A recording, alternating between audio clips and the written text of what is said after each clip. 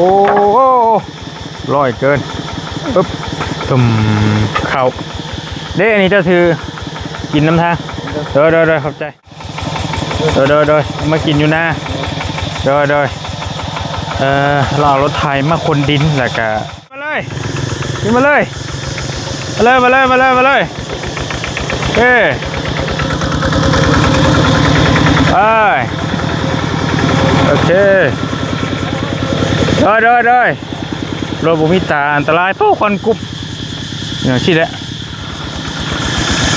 รถบุมิตาบาดมีคนหับส่งหับไปหับมาอยู่พี่น้องขับบุมิเลยกับที่ย่างเมื่อเนาะย่อมผมเลยคือว่าผู้ออร่างามอย่างขึ้นไปเลยอันนั้นไม่เข้าสีผมโดนไม่แดนย้ำแรงมีเสียงจักรจันเงินหาติดตะแลงได้แล้วนั่นบอกต้นมันต้นกับไป100 200 300 300ปานนั่นพูน่ะแม่นะมันโฮมมันอยู่ด้วยตะแลงไปซะก็ได้ใช่ไหม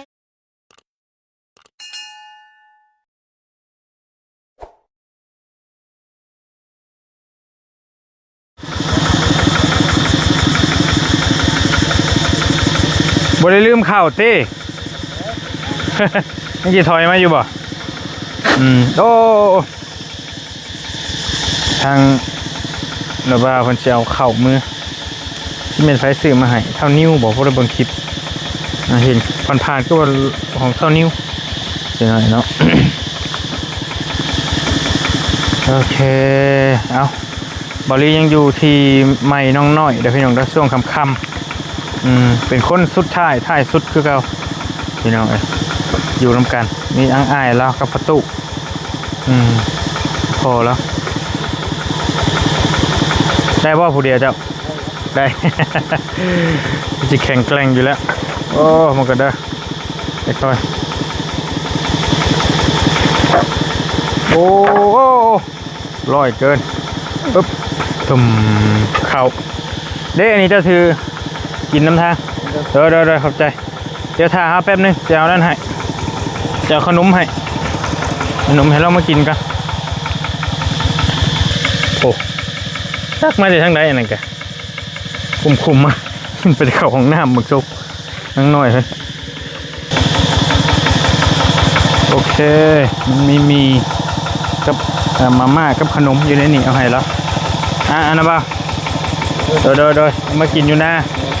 เด้อเราเอารถไถมาคนดินแล้วก็ตอนแรงกับเมื่อขอบใจพ่อขอบใจเดินทางปลอดภัยเมื่อคือกันแล้วนี่ก็ได้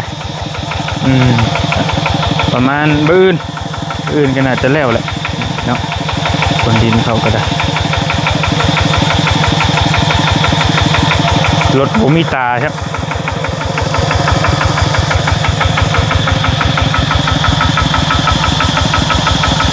ตัด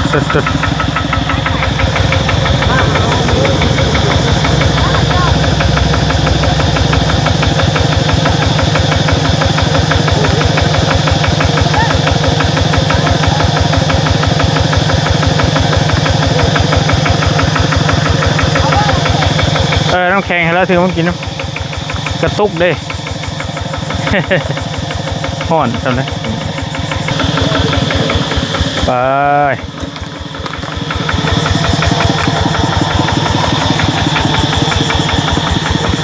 จะมาโบกรถให้โดยเบิ้งจะมาเบิ้งรถให้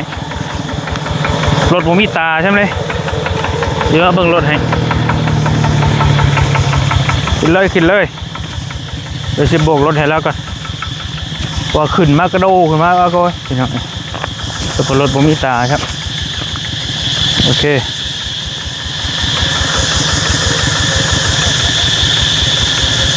แป๊บนึงเบรกก่อนรถไถกันมาแป๊บนึงเทมาเลยขึ้นมาเลยเฮ้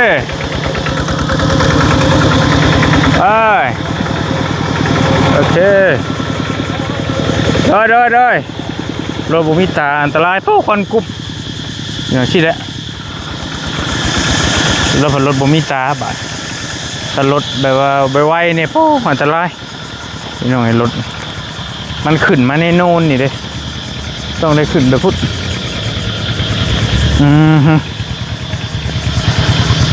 ตอรี่ก็สิได้เมื่อส่งนางน้อยซ้ำเก้าบาทคือเก้าอายุคนสุดท้ายเด้ยังบ่ได้ถามเพิ่นท้องใส่เพิ่นเป็นจังไดเนาะเป็นได้ล่ะท้องใส่เจ้ายังบ่ได้ถามทำไมก็ได้กินนี่ ช่วงนี้ โดย ก็เจ็บอยู่แต่ว่าเจ็บบ่แห้ง เจ็บบ่แห้ง เลย ใครก็ว่านี่อยู่บ่ โอ้ ยังไหลลุดๆคือเก่าอยู่โคตรโหเนาะเลือดไม่ใช่เห็นพิลึกพิลือแท้โอ้ก็บ้าทุกหมด นั่งลงก่อนจำคนขับรถให้น้องพนะแต่ละมื้อพี่น้องเลยหัวเราะต้องได้มือทรงเพราะว่าบอลลี่เป็นคนชุดท้ายตลอดเมื่อวานนี่ไพ่มือทรงมาอยู่บ่เมื่อวานนี่อยู่นี่ไพ่มือทรงวานนี่ว่าบ่ได้มีความลับอีกเอาไพ่มือทรงเลยไพ่มือทรง จ้ะ อย่าลำบากใจกันบอกว่าไผ่เลยไผ่ อะไรเรื่อง ฮะเมื่อวานนี่ได้ เมื่อวานนี่บอก เมื่อวานนี้ไอ้บริมาก็ว้าวลงทีบแล้วไอ้มือชงมือนั้นมือก่อนพุ้นก็แบบเพนบาดแมนมาเซนอันผู้อาจพบจิกกันนะ บาเซนผู้ขับรถกินนี่แล้ววะ นั่นแหละไอ้ก็ไม่ได้เบิ่งคลิปแล้วมายิ้มใส่บอลีเอ้ายิ้มแบบได้ มือแล้วเพื่อนเอาไอ้มาส่งมา มือก่อนโพนเมื่อวานนี้ไอ้ไปมุกเด้วันนี้ไอ้บริมาบริยูน้ำแล้วมันยิ้มแบบได้มือก่อนบริเมื่อชงแต่ว่าบริถ่ายคลิปมันนี่ก็เมื่อชงซื้อมันก็หิวข้าวอยู่บ่ฮะอิ่มยังไงอิ่มโอเคโอเคยังดีมีคนหับส่งหับไปหับมาอยู่พี่น้องครับผมมีแต่กระชิย่างเมื่อเนาะ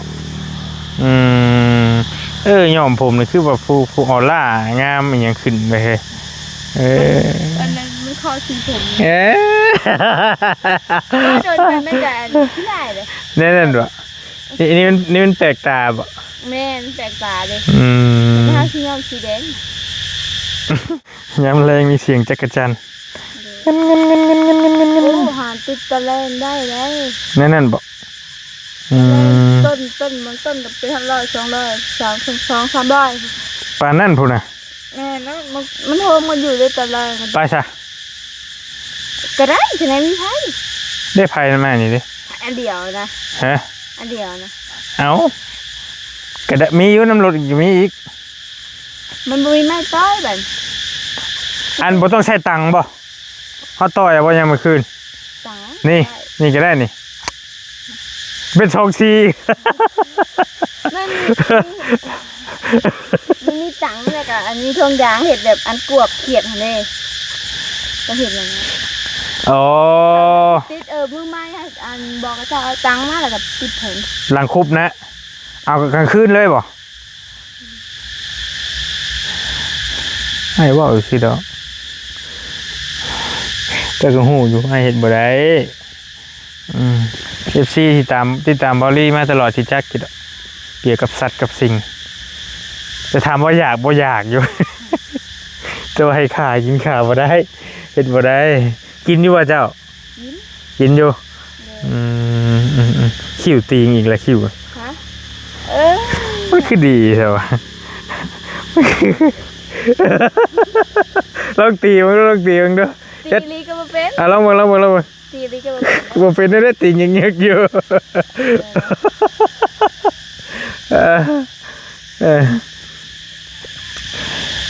จังน้อยสิมาส่งน้องเพิ่นเพราะว่า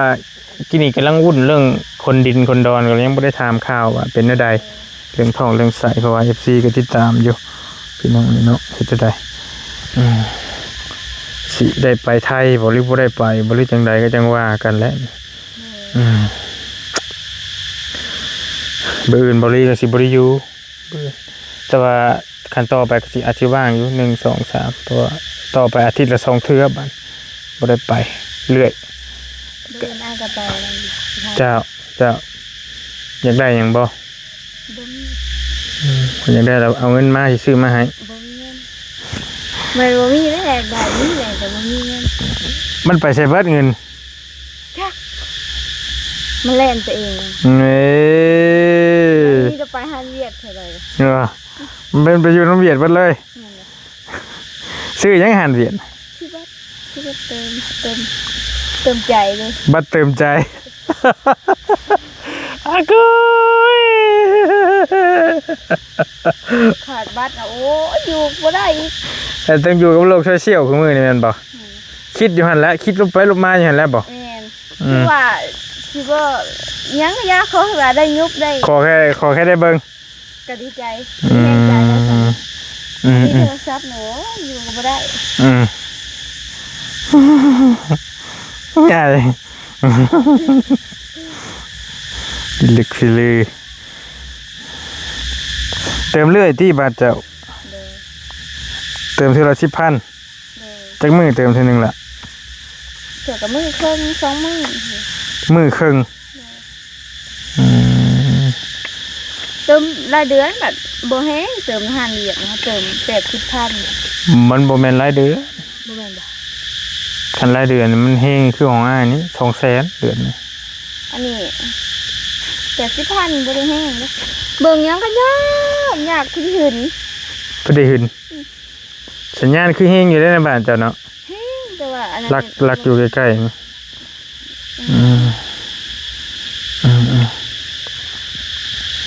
โอเคก็ถือว่าบรรยากาศดีพี่น้อยกันว่าเฮือนน้องเพิ่นแล้วนี่ก็สิเป็นอยู่โดๆนี่ผู้เดียวนะบ่อยู่ใกล้ป่านี่เลยแหละธรรมชาติก็ฟังเสียงจักรจันทร์นั่นก็สงบเสงี่ยมแต่ว่าทัดไปหันก็มีเถียงคนอยู่ฝากพุ่นก็บ่มีเลยเนาะ บ่มี เป็นป่ายับไปหันจังหน่อยก็มีอยู่มีเฮือนคนอยู่ห่างๆกันนะบอลี่เบิ่งประมาณอีก 4-5 ปีก็สิเริ่มมีมาเรื่อยๆอยู่ดอกก็จะสิเริ่มมาปุกออกมาเดี๋ยวนี้ มีแต่ถ้าผิดอ่ะนี่เราก็ปุ๊บเริ่มมีหลายแล้ว ตะกี้แห่งบ่ได้มีเลยแถวนี้เนาะโอเคมื้อนอนเฮือนก็ไม่เฒ่าบ่ ไม่ถ่ายไม่ถ่าย เพิ่นเปลี่ยนกันมื้อนอนติจักรจันทร์ห้องยั่วอยู่โอ้ยเนาะอย่าขัวตัวเด้ แต่ว่าจักรจันทร์อีหลีก็บ่ได้ตัวผู้ตัวแม่ที่มันแซ่บแม่นบ่ล่ะ โดนมันตันได้ยังไง จะแม่อีกจะแค่ ตัวแม่แซ่บ ก็เข้าใจไอ้กะฮู้ไอ้แต่ก็ว่าก็ไปติดตลอดก้นมันสิตันๆเด้ตัวผู้แล้วก้นมันสิตึงแล้วก็ตัวแม่มันห้องบ่ได้แม่นบ่ มันห้องค่อยๆนะแต่ว่าตัวผู้แล้วสิห้องเย็นๆอยู่นี่พี่น้องเอ้ยตัวผู้สิห้องดังกว่าเขาเจ้าบ่ได้ไปก้านบ่ฮือแถวนี้ฮือ ไปแต่สักหน่อยแต่สักน้อย จักหน่อยนี่หุ่นๆแล้วแถวนี้เนาะ โดนการจักรจันทร์นั่นขนุนขายเขาย่าไม่ขนุนเลยมีขนุนก็หลายเด้นี่ก็ขาม ขนุนกันก็ปอมไม่ขนุน บ่ นี่ละย่าไม่ได้แล้วก็จะเจ้ากันกับปอม ตะกะแตนเนี่ยยามฝนเนาะตะกะแตนเนาะ โดน โอเคก็พออยู่ได้อยู่เนาะเจ้าก็ได้เนาะธรรมดา พอไปพอมาอยู่แต่ว่าเลือดน่ะที่มันไหลบ่หยุดบ่หย่อนเช่นอะไรกินเลยไปหาสเตลผัดว่าเราว่าเลือดบ่ค่อยมาคนละแบบกันตอนแรกนึกว่าเป็นแบบเดียวบ่แม่นบ่ค่อยมาเลือดแล้วบ่ค่อยมาเราอ่ะเราอยากกินเราอยากได้ยาแบบว่าให้มันไล่เลือดให้มันมาสะดวกนะแต่ว่าคือสเตลนี่คือน้องพนิผัดมาหลายโพดคือสเตลนั้นผัดบ่ค่อยมาประเด็นว่าเห็นได้เป็นบ่คือกันกินกับบริคารัมตีฮะคือเอา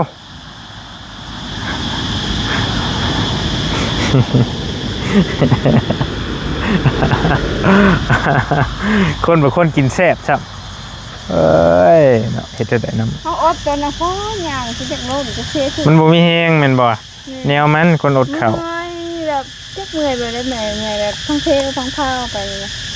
ว่าเลยแต่มันเมื่อยโซซับโซเซอยู่กับมันก็อย่าอดเลยเนาะเด็กอยู่กับไม่มีความสุขนั่งมันบ่อยากเฮ็ดหยังเลยคนหิวข้าวคนเมื่อยมันเข้าใจอยู่ว่าเคยอดข้าวอยู่ลดหุ่นบ่เคยลดหุ่นตะกี้พุ่นดอกกินข้าวมื้อละเทื่อจอยซ้ำที่จอยไปเดินเมื่อบ่ได้ลืมหยังบ่เบิ่งกระคักตู้บ่ได้บ่ได้พาวนมาเอาได้สไลด์บ่มีหยังนะสไลด์ไปมาส่งน้องน้อยก่อนพี่น้องเอ้ยเพิ่นละเข้าไปในเพิ่นละห่านเพอยังบ่ห่านเพอเนาะเฮ้ยเนาะคนละฮะห่านนั้นปิดแล้วเนาะโอเคเบิ่งไอ้เก็บรถก่อนรถทุก6ใช่ เป็นยังคือเป่าปากโอเค37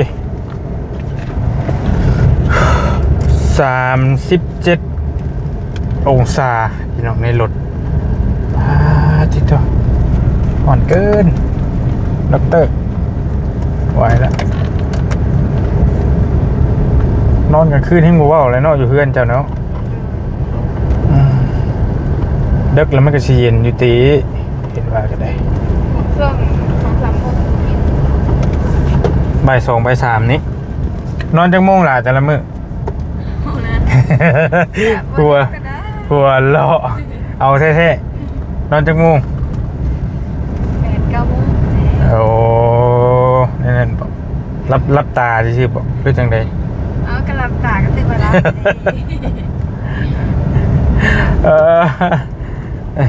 ให้บ่อยากเชื่อนะคันบ่8-9 โมงเฮ็ดเนี้ย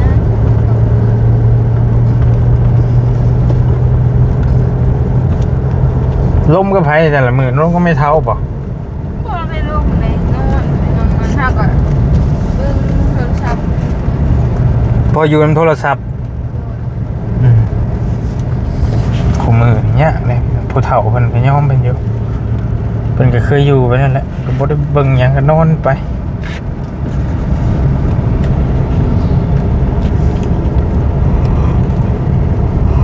สุบกินข้าวกับยังหนมาเลยบ่มีอะไรกินบ่โอเคไปพี่น้องเดี๋ยวเมื่อส่งนั่งน้อยเพิ่นประมาณเบิ่งก็ได้แล้วบ่10 นาทีบ่เฮิงไปได้เป็นนั่นก็ฮอดทางเวปุ้ยยังสูงบาดจะปุ๊บพยายามว่ะหน้าเพก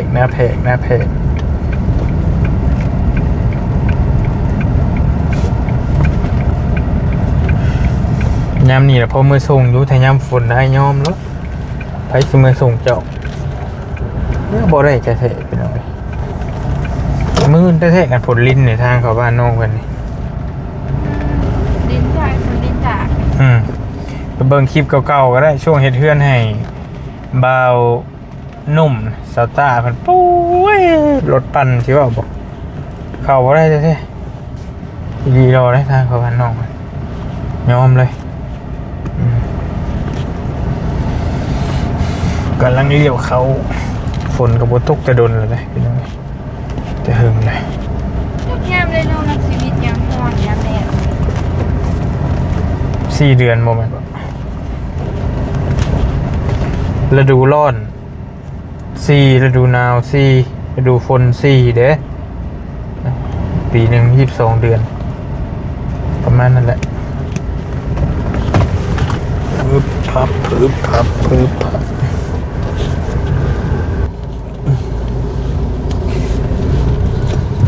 โอ้ยควันเลยเนาะขอโทษรถไฟฟ้าบ่ฮะปะยันละควันเชิญเริ่มมา มา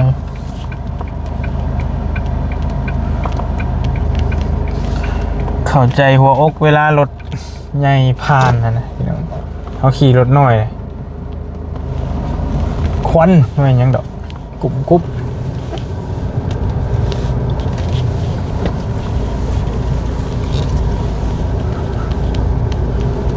มาหอดเทือนน้องเพิ่นแล้วฮอดบ้านเนาะบ้านกับเพื่อนอันเดียวกันเหรอวะเฮ้ยจังหน่อยเนาะโอ้ยโอเคพาน้องเพิ่นแวะซื้ออันมีบอกซื้อไปซะมากินเป็นเดี๋ยวผ่านเวียดพี่น้อยมาบ้านนี้เข้ามาในพี่แหละมือตื้อเฮือนน้องเพิ่นก็ได้